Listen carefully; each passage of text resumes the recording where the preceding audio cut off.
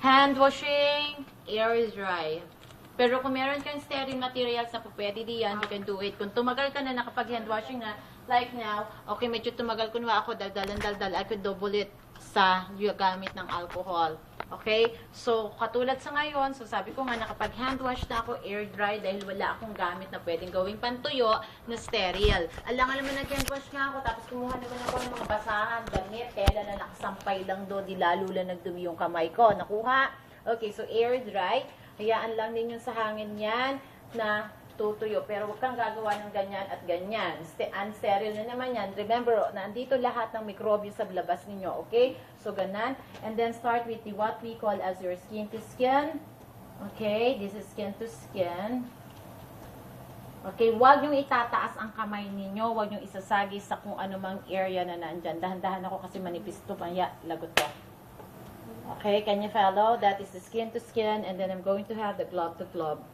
Again, nakitang hawak ko. Okay, sterile to sterile. So, yung gamit ko, saan pumasok? Sa side laang po. Okay? So, kung kailan ka naka-gloves na, pwede mo na yung ayusin. Huwag mo yung pagpilitang ayusin. Huwag mo yung pagpilitang ayusin nang hindi ka pa completely naka-gloves. Can you follow? Yan ay kapag ako ay naka-prepare na anak paipod. Okay, so again, na-position ko na sa mother. Okay, going to position the mom. Nanay, anong position to? Litotally position. Yung aking circulating, pakitaas na ng damit ni nanay. Wala na yang sa plot. Nakabuka na yung diaper niya. Nakakalipad sa ilalim. May pail na ako sa ilalim. Okay? And then, of course, what I'm going to do here, hindi ko kailangan maging completely sterile. My protection here is for myself just because I'm going to touch the very sensitive part of the mom. It's okay kasi skin preparation lang naman yung aking gagawin. Okay? Nanay, sishaban lang po natin yung daraanan ng sanggol po ninyo para po sa ganon, mabawasan po natin ang pwedeng panggalingan ng infeksyon. Tagalog na Tagalog. Okay? So, ayos lang po sa inyo na aahitan ko yung parting baba po ng inyong perta. Okay? Wala naman nanay na tumatanggi pag sinabi lagi infeksyon. Neng, Toy, protocol ng hospital ang sinusunod ko. If you're going to look at our text, we're going to shave everything from the vulvar area. Okay? Tatanggalin natin yung lahat ng kabundukan, kabuhukan, at makulat dito. Okay? Pero, ang sinasabi ko ay protocol. Sa amin, doon sa pinupuntahan kong hospital, I am shaving from here up to here alone. I'm leading this part. Malay nyo, gusto nyo magpa-long hair, magpa-ribbon. Okay? So, no, I'm just telling you the truth, okay? So, dito ba, okay, it was the other day, I think that was Tuesday, I have this client. I don't know when, kung kailan siya nakapag-shave, honestly speaking, walang mali siyang dagdag here. Medyo makapal. Talaga makapal, kulot talaga. So, maisip ko, ito walang mali siya ining totoo. Ito lang week na ito kasi talagang puro anakan kami ng anakan buong linggo. Makapal siya, tapos kulok. Talagang mahaba. Sabi ko, para bang it's useless for me to shave this part and yet ito nakayung-yung dito. Gusto ko naging na clip. Okay? Wait, no. No. Totoo. Ining sa US. Gumagamit sila ng clip. Huwag kayong maano din sa sinabi kong clip. That's true.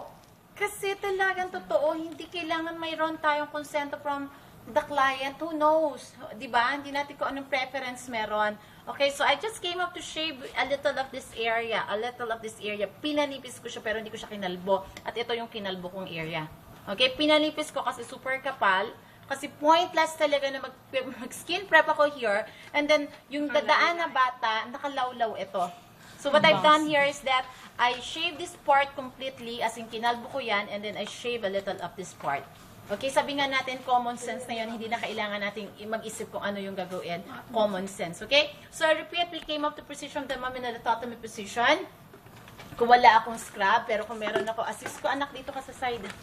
Circulating. Yan ang gagawin nyo, ha? Listen. Can you follow? You partner, kaya kuha na ng partner. Dalawa. Okay? Okay, anak, ikaw ang aking assist. Water, please. Okay, kunwari ako siya. Ako pa rin siya, ha? Siya yun. Okay, I'm going to pour. Okay, Ining, sige. Nasaktan ka, anak. Okay?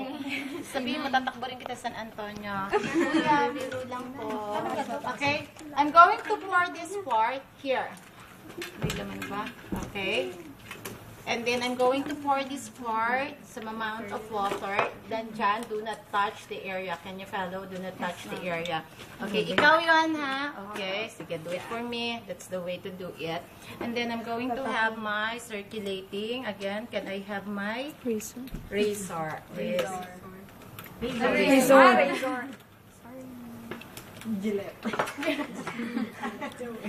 Okay, anak, single use lang lagi ang gamit natin ng mga razor natin sa hospital. I repeat, it should be a single use. After using it, you need to discard it. Okay? So, I repeat, depending upon the hospital protocol. But what is good, I'm going to show both to you. Okay, I'm going to start at the top if we're going to cleanse the entire vulvar area. Okay?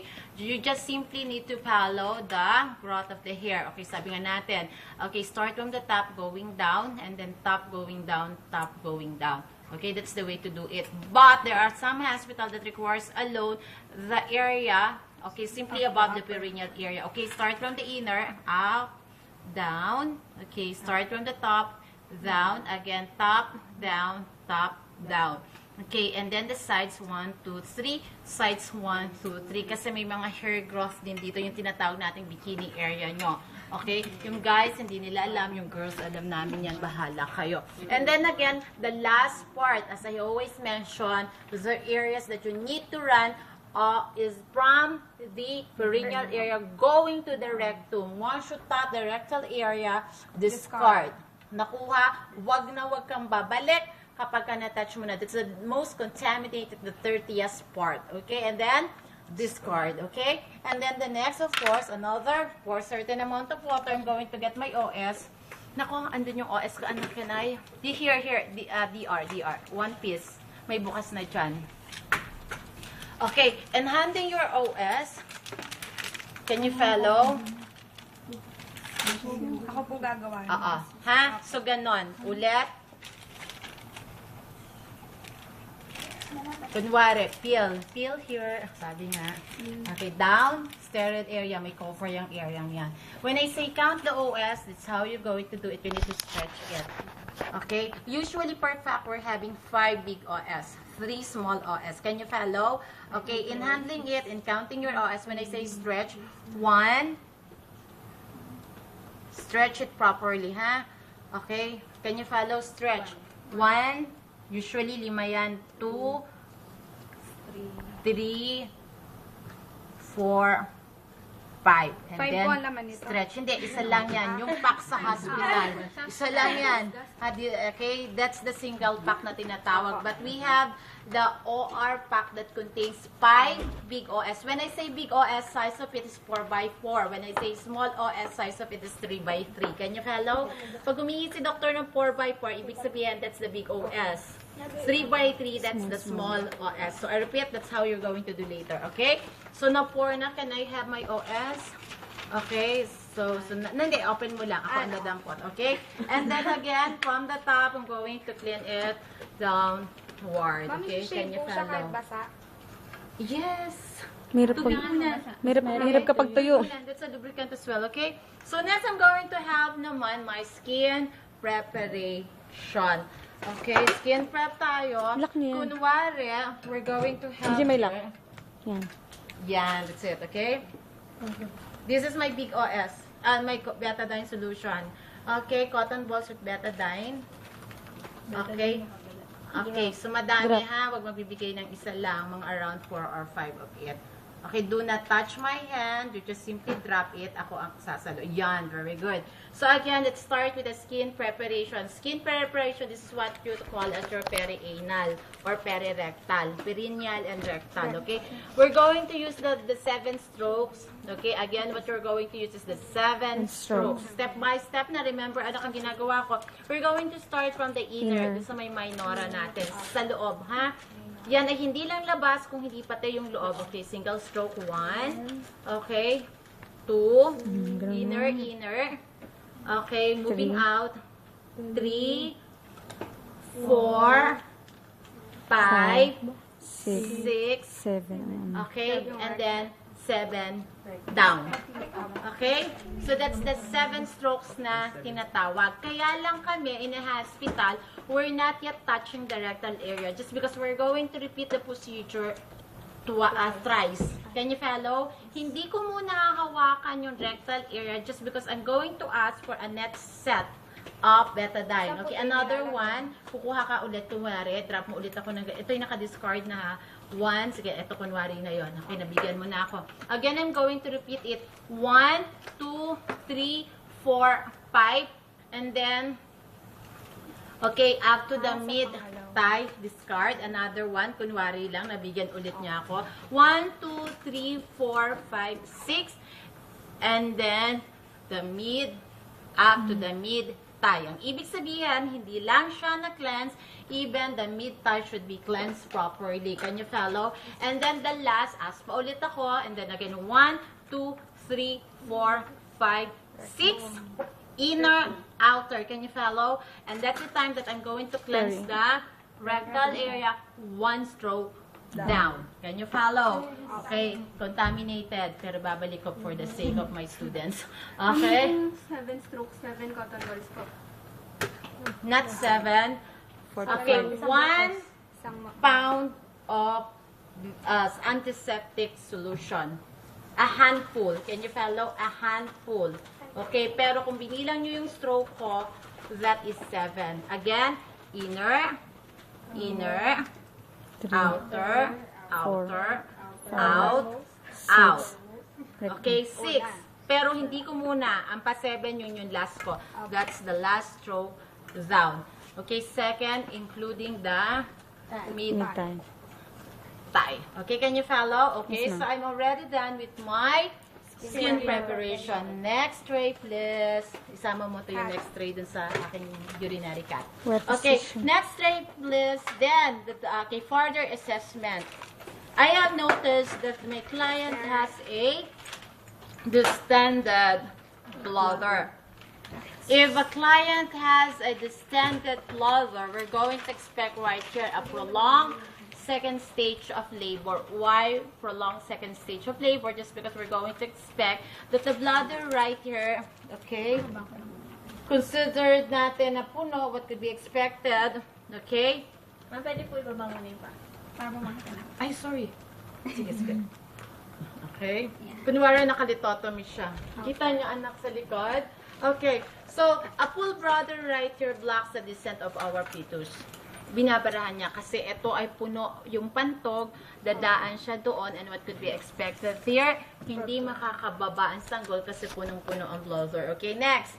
Okay, I'm going to change my gloving techniques again, huh? So again, this is a new one. This is a fresh glove. Okay, so my materials right here is a betadine solution. I don't need the betadine solution because I already made the skin preparation. Can you follow? But if you haven't done your skin preparation, lilinisin nyo muna siya using the 7 strokes, okay? But just because I've already made my skin preparations, I don't need to repeat it. Okay, pwede na ako magdiretso. Straight cut muna po ako. Can I have my straight cut? Oh. Bukas-bukas na. Yan. Kunwari, ganun lang. Abot mo lang sa akin. Yan, very good. Sige, sunod mo lang. Okay, next. Keyword 7. Walang keyword. Ayun o. Yeah, nasa ilalim. Ay, hindi ko lang. Okay, normally, as our book had stated, scar the first drop. Okay, kunwari. Okay, so, and then you put an ample amount of your KY jelly or your lubricant on the tip of your straight cut. Okay, your straight cut, when are you going to use it? To empty the bladder and to collect urine specimen for any laboratory or diagnostic procedure. Okay, I'm going to do 2 procedures right here. Emptying the bladder in the second one, collection of urine specimen. Can you please get a specimen bottle? Andyan lang po. Okay. Let's start with emptying the bladder. Okay, I'm going to locate right here the presence of my urinary meatus. Okay, just like what I have mentioned, you should have here 3 holes. The first is your urinary meatus, the vaginal, and the rectal. Okay, so you could use the clitoris as your landmark for your urinary meatus, opening or meatus. Okay, so I'm going to use right here my index finger and my middle finger to open the labia. Okay, Mrs. Atin lang pong susondahan para po mabawasan ang ihe, punong-puno po inyong pantog para makabilis at madali ang pagbaba ng inyong sanggol. Hinga lang po sa bibig pagka po pinasok ko ang sonda. Hinga lang po, wag pong iire. Mahalaga ang salitang huwag iire. Kasi pag may naramdaman yung any stimulation right there, by instinct, iiriyaan. Okay? So, repeat. Index, middle. Okay, open. Lubricating it with my KY jelly. Mrs. Iri lang po sa hinga lang po sa bibig. Okay, I have located already my urinary meatus. And then I'm slowly going to enter my cap. Now, ito yung totoo. Pagka ang bata nakababa na, mahirap magpasok ng sonda. Okay, huwag isusuksok ng pilit. Can you follow? I have experienced it. Hindi ito kagaya na magkukulek lang na specimen pagpasok mo, dire-diretso ka ihina. Pag ang bata ay nakababa, nakasiksik, hirap tayo. Okay? So, wag basta-basta magsasaliksik ng pilit. Okay, sige, Mrs. Ayan, pinapasok ko na. Okay, I'm in, and then I'm going to allow the urine to flow. Okay, hanggang mag-empty. But, if there is a request for urinalysis, anak, okay, what I'm going to do here is to allow the first drop and then get the midstream, anak. Do not touch the tip ng iyong straight cat doon sa iyong specimen bottle. Okay, just do it that way. And then, that's it. And then, allow it to empty the bladder. And then, slowly remove the cat. If we're done, misisingi lang po ulit sa bibig. Sir, we're done. And then, discard. This is considered as unsterile. You just drop it there. Huwag isasama doon sa iyong gamit. Okay, maksaya sa glove just because I'm going to change my gloves once again. Can you follow? Let's proceed to the procedure. Now, I have noted the progress of labor. There is already a bulging.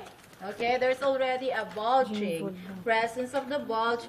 Okay, bulging of the vagina, and we're going to expect any moment the baby will going to come out. Therefore, that's the high time for me to prepare a sign to prepare my DR back. Anak, hindi na ulit ako mag-gloves, pero ang imagine nyo na lang, I already have changed my gloves. Now, I'm going to act as an OB, as a circulating, and as a handle, and as a pedia. Okay, all in one procedure. Again, let's refresh. Position is the tatami position. Okay.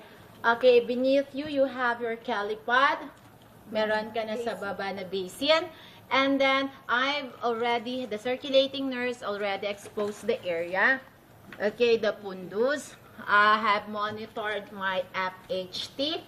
And we're ready now just because there's a bulging perineum. Okay? If this is the case, we're going to prepare now the instruments. Okay, I have primi gravita. Okay, G0, G1P0. Okay, G1P0. Okay. And then we have a 38, 39 weeks of gestation we're about to deliver. So therefore, we're going to expect right here a episiotomy. Okay, I have my lidocaine. I have a lidocaine. I have ample packs of my OS. Yung leggings, kunwari, ito ay nasa sa loob. Okay, I have my syringe, my suture, my umbilical cap, and then my NSD kit. In that case, naghahanda na ako. Ito, manood ha. Ako muna ay circulating. Kawawa naman.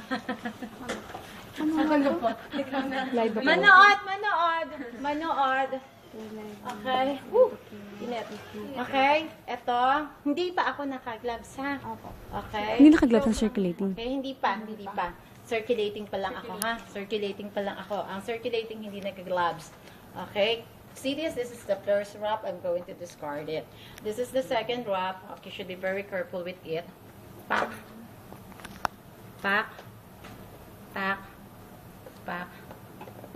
Nahipo ko ba ang loob? Hindi po. Kunwari lang tatanggalin ko ito kasi sabi ko ito yung tunay. Ha? 2 drapes, 2 leggings, 4 towels. Manood kayo, magpapak na ito mamaya, yung circulating. Okay? Okay. Hindi ito naka-double pa kasi ito nakapasok doon. Okay, nahipo ko ba? Hindi po. Dinadaya nyo ako, nahipo ka na. I'm just kidding. Sorry. OS?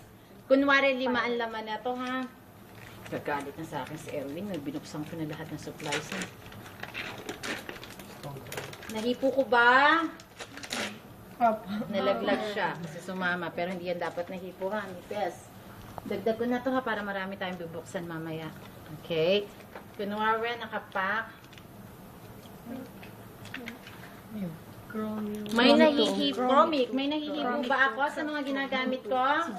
Wala. Sterile technique. Walang gloves. Okay. Kunwari, ito may balutan pa. Meron ako may balutan kanina. Circulating kang ginagawa na rin. Wala pa. Circulating ginagawa na rin. Ito here. Straight cut of follicle. Manood. Straight Yung lidocaine kasi sa hospital, we have the amp. It's not the vial. So, ang ginagawa ko po, ineng, tutoy, eto sinusoak ko na. Nakasoak na to sa Sidex. And then, I'm just going to rinse it. Okay, have you seen the amp na lidocaine? Yung puti, not yet. So, it's just like a tube. It's an ampule. Okay? So, isosoak ko siya sa lidocaine, and then, ipipick up force ko siya, and then, i-rinse ko siya, and then, ihuhulog ko na dito. Hindi vial, ha? Hindi. Ampule. So, lalagay ko lang siya dyan so that hindi ko na siya kailangang iganan-ganan pa ng circulating. So, doctor na or kayo na mismo yung mag-prepare ka niya, follow. So, kunwari naka-ampule tayo, naka-lidocaine. Pero sige na nga, dahil wala, dyan ka na muna. Nag-check ako doon, wala eh. And then, have you seen all these instruments? Ito ay ihahanay nyo na ng mabuti, hindi patong-patong. Pag ikaw ay naka-gloves na. You're just going to arrange, liat kasi ng tray natin, going to arrange all your instruments so that you'll be ready. So, kailangan according to the use. Calipers, followed by your meds, followed by your needle holder, and then your Mio. Ito, magkakasama na yan. Diyan. Can you follow? And then, meron tayong absence dito ng isang ovum. May ovum tayo dapat nakasama dito. Bakit nawawala ang ovum?